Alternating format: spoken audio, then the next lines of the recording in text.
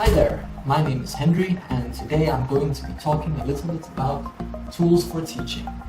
So let's first start off with considering why we need tools, and pretty much what it comes down to is engaging the students in a meaningful manner, and this will increase the likelihood that they will understand the learning content. It will lay a platform for further engagement. It can also be used for classroom management and also conversation. So let's have a look at the tool that we will be examining today. So as you may have guessed from the picture, we will be talking about a cell phone. So normally, especially in online teaching, we would consider using a cell phone a bad thing. But if used in the correct manner, it can actually be a great tool for all of the aforementioned benefits of using tools in the classroom. So let's talk a little bit about how this can be used whilst we are teaching our online classes. Supplement the learning content. Let's say we come across the topic weather in your lesson.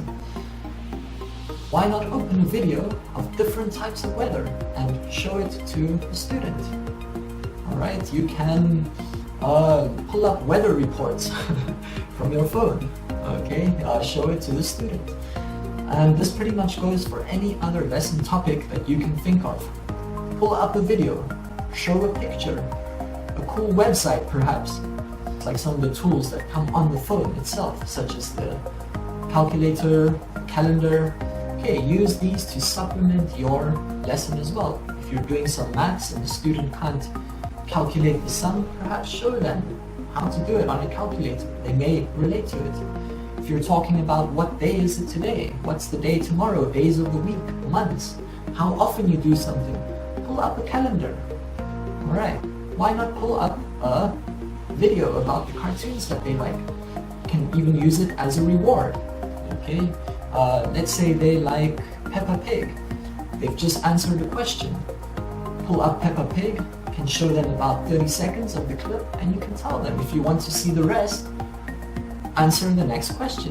Alright, you can make it fun, increase the interaction in the lesson.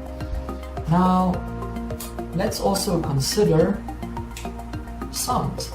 Alright, we've often got to sing songs, especially to the younger kids. You've got some extra time at the end of the lesson, so let's pull up a song on a video, show it to them, sing along, alright, re-engage the student. Let's say the student is a girl. What you can do is pull up a picture of Elsa. Okay, girls like Elsa from Frozen. Show it to the student, she will be amazed. Okay, she will really want to talk about the picture you have just shown her. You can ask her some questions, make a little joke. Alright, that way she's re-engaged and you can carry on with your lesson.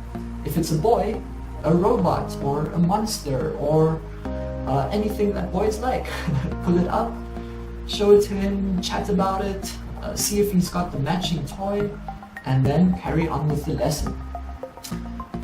The translation features in most modern cell phones.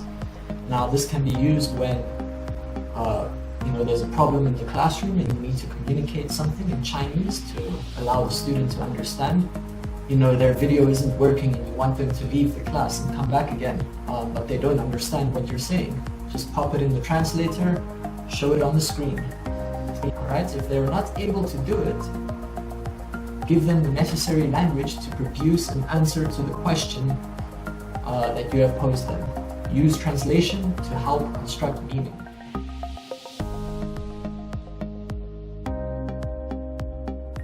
So, yes, we can use a phone in our classrooms, but there is a big but.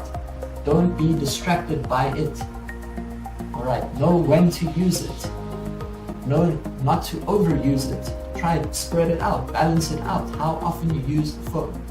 As with all things, it can become sort of a novelty. The students may get bored if you keep doing it, but in saying that, if you are creative, you can always figure out new ways to use your phone. The possibilities are endless. So thank you. That was tools for teaching, and I hope to be back with some more. Thanks.